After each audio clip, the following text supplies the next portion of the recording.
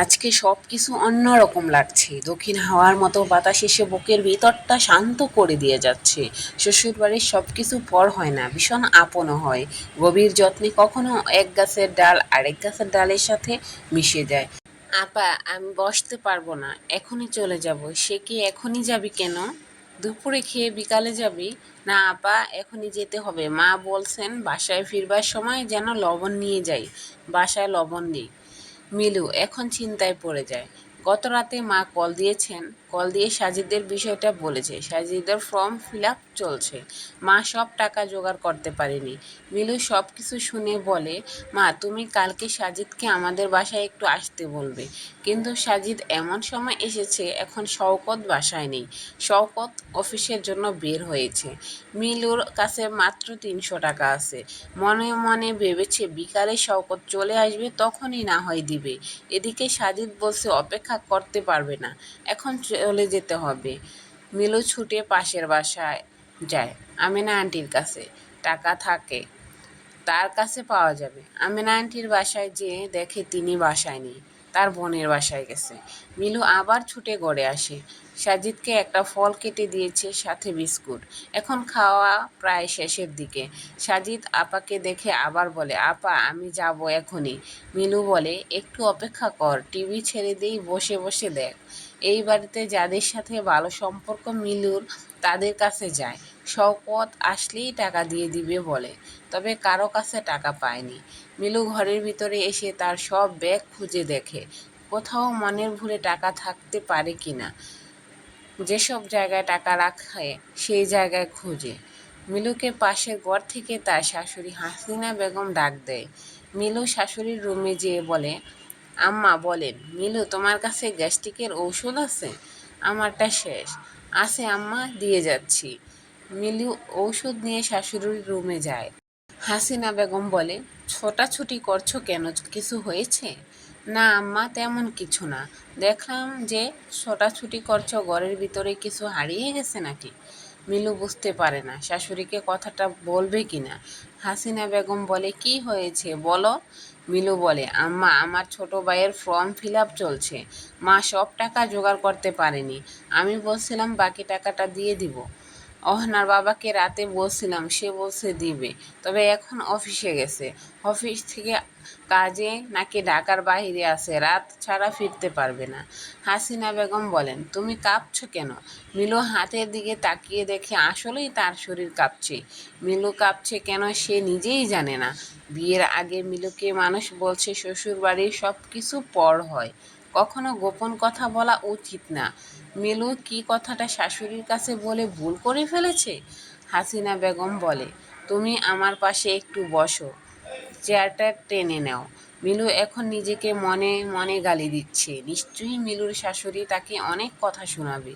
মিলু মনে মনে প্রস্তুতি নিয়ে নেয়, যাই বলুক চুপচাপ শুনে যাব। মিলু চেয়ার টেনে বসে। হাসিনা বেগম বলে, আমি ছিলাম পরিবারের বড় মেয়ে, অল্প বয়সেই বিয়ে হয়েছে, তখন কেবল কলেজে ভর্তি হয়েছি। তোমার শ্বশুর ছিলেন একজন স্কুলের শিক্ষক। মানুষটাও তার পরিবারের বড় ছেলে, পরিবারের দায়িত্ব তার উপর। বড় বউ হিসেবে আমারও সেই পরিবারের অনেক দায়িত্ব। আমার একটা ছোট ভাই ছিল, ওর নাম মোকলেস। বিয়ের পর প্রায়ই আমাদের বাড়িতে আসতো। এই ধরো পুকুরে কোনো মাছ ধরলে বা মায়ের মুরগি কিংবা ডিম নিয়ে মা মোকলেসকে আমাদের বাড়িতে পাঠাতেন। আমার কোলে তখন বড় মেয়ে আসে, ওর বয়স 2 বছর। মোকলেস তখন এসএসসি দিবে। আমাদের পাশের বাসার একটা ছেলেও তখন এসএসসি পরীক্ষা দেয়। সেই ছেলের জন্য তার বাবা মা মার্কেট করেন। সেসব দেখে আমার ভাই মোকলেসের কথা মনে ওঠে। মোকলেস যতবার আমাদের বাড়িতে এসেছে দেখছি ওর গায়ে একটা শার্ট। আমরা 5 ভাই বোন ছিলাম, সবার পড়াশোনার খরচ যে বাবা দিতেন সেটাই অনেক। সেখানে সবার পোশাক বলতে একটাই ছিল। মোকলেস নিশ্চয়ই আমাদের বাড়িতে পরীক্ষার আগে বলতে আসবে। আমি একটু একটু করে টাকা জমিয়ে রাখলাম। তোমার শ্বশুরের থেকে 100 টাকা নিলাম, 350 টাকায় মোকলেসের জন্য একটা শার্ট কিনে দিই। মোকলেসকে যে আমি শার্ট কিনে দিছি এই বিষয়টা আমার শাশুড়ি এবং শওকতের বাবার ভাই বোনেরা দেখে ফেলে। তারপর তারা বলে আমি নাকি তোমার শ্বশুরের সব টাকা আমার বাবার বাড়িতে দিয়ে দিচ্ছি। শওকতের বাবার কাছে বিচারও দেয়। সেদিন সারা রাত কাঁদছি, রাতে আর ঘুম হয়নি। যদিও শওকতের বাবা আমাকে কিছুই বলেনি, ভাই বোন এবং মায়ের বিরুদ্ধে কিছু বলার সাহস তার ছিল না। তারা কষ্ট পাবে তাই হয়তো কিছু বলেনি। রাতের বেলা আমাকে বুঝিয়ে বলেছে, তুমি মন খারাপ করো না, কিন্তু আমার কান্না থামেনি। কয়েকটা রাত কাঁদছে। সেবার এই একটা শার্ট পরেই পরীক্ষা দেয়। এখন মোকলেস বড় চাকরি করে, বছরে 2টো দামি শাড়ি নিয়ে আসে। আমার এসব পরবার বয়স আছে বলো? তারপরেও পাগলামি করে। মিলু সহজ সরল মনের মানুষ। কথাগুলো শুনে চোখে পানি এসে গেছে। মেয়েদের জীবন কি অদ্ভুত। হাসিনা বেগম বলে, তোমার ভাইয়ের ফর্ম ফিল আপ কত টাকা? মিলু বলে, আম্মা 4,000 টাকা। হাসিনা বেগম বলে, ওই আলমারিটা খুলে নিচের তাকে একটা নীল ব্যাগ আছে, আমার হাতে দাও। মিলু আলমারি খুলে নীল ব্যাগটা শাশুড়ির হাতে দেয়।